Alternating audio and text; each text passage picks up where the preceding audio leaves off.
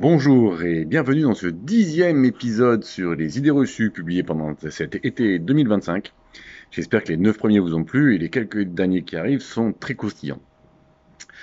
Aujourd'hui, on aborde un sujet que j'adore critiquer un peu les mythos là-dessus. Il paraîtrait que pour faire de l'apnée, il faudrait être en bonne forme. Bon, alors pour faire un court, c'est une idée reçue qui est complètement fausse.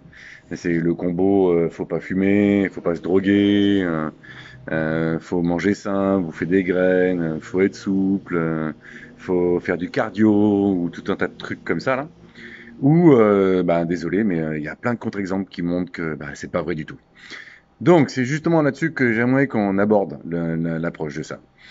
Souvent, on se sert du fait qu'on n'a pas forcément toutes les qualités athlétiques pour se juger et se dire soi-même que peut-être on peut peut-être pas aller plus loin, pas aller plus profond, pas aller plus longtemps à cause de ça. Et le premier argument, c'est que effectivement, quand on regarde un petit peu ce qui brille, hein, quand on regarde un petit peu certaines belles photos, on voit des jolies filles avec un corps ultra svelte, on voit des athlètes avec des gros muscles comme ça, avec des gros cuisses comme ça, des grosses épaules, et on dit ah ben regarde, lui, il est très fort, hein, c'est pour ça c'est un champion. Ouais. Alors ça, c'est parce qu'on regarde que ce qui brille. Parce que si vous regardez, quand même, mine de rien, faut pas se voiler la face.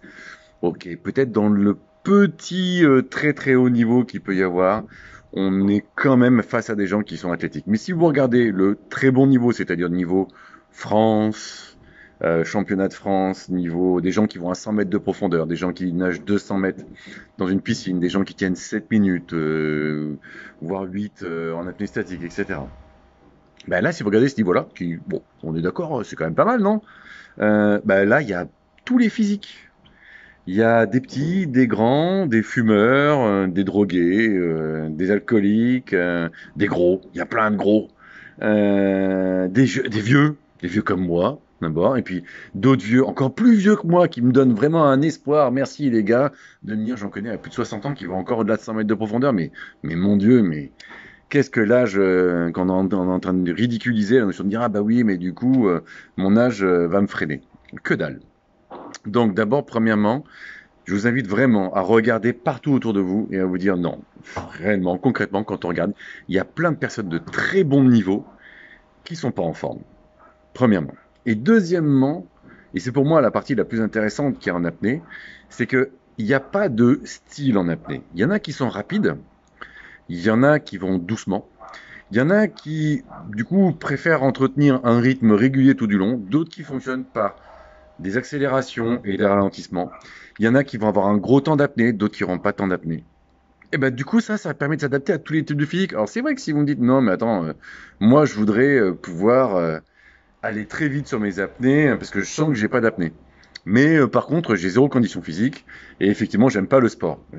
Du coup, stratégiquement parlant, tu as mal choisi ton opération.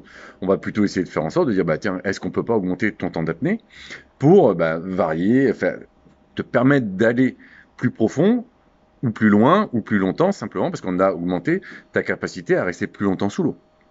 Et donc là, pour ça, c'est pas quelque chose d'athlétique qu'on va devoir faire. Je me rappelle même d'un champion dans les années 2010, qui était champion du monde à l'époque, Guy Brou, qui disait que son endroit préféré de l'entraînement, c'était le sauna. J'ai dit, mais oui, pourquoi pas, c'est une énorme connexion à soi-même. Il y a plein d'activités, même si je suis pas fan du yoga, il y en a plein qui, grâce à ça, arrivent à avoir une meilleure connexion avec leur corps, et donc, pourquoi pas? On peut, grâce à ça, améliorer son temps d'apnée statique. Ce que je veux dire par là, c'est que du coup, il y a tellement de tactiques possibles, tellement de stratégies possibles face à la performance. Et puis en plus, n'oublions pas qu'à un moment donné, notre sport va devenir mental. Vous verrez, c'est un chapitre qu'on abordera un peu plus tard, où je dis qu'en l'occurrence, il est majoritairement pas mental, mais à un moment donné, il le devient quand même, à venir dans quelques jours. Du coup, le mental, ça peut se préparer, quel que soit le physique que vous avez. Et quel que soit l'âge que vous avez. Et donc, allez, on arrête avec les excuses à la con. On arrête avec le je fais pas assez de sport, ou je fais pas. Non, il y a un truc qui est sûr, c'est que vouloir s'améliorer en apnée sans s'entraîner, sans être régulièrement sous l'eau, sans être régulièrement en train de faire des choses pour que soi-même on s'améliore et qu'on progresse. Non, il n'y a pas de recette miracle, c'est certain. Et quelqu'un qui me dit j'ai pas d'expérience et je veux pas en avoir, mais je veux être bon, je vais dire ouais, ouais, t'as un truc plus débile à m'accorder, merci. Mais c'est comme en station de ski, j'adore.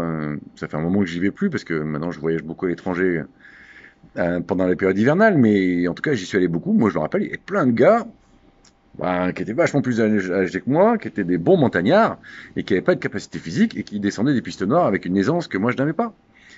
Et c'est valable dans plein de sports. Alors attention, hein, c'est pas du tout valable dans plein d'autres sports. C'est-à-dire que si aujourd'hui vous voulez avoir un niveau national en natation, si aujourd'hui vous voulez avoir un niveau national en course à pied, si aujourd'hui vous voulez avoir un niveau national au football, au handball ou dans plein de sports, ah ouais, là les gars, va falloir vous mettre au sport. Hein. Va falloir y aller. Hein. Parce que là, effectivement, dans ces sports-là, c'est bien d'être en bonne santé. Mais en apnée, ah, allez, on arrête de rigoler là. Non, mais sérieusement, faut être en bonne santé pour faire de l'apnée.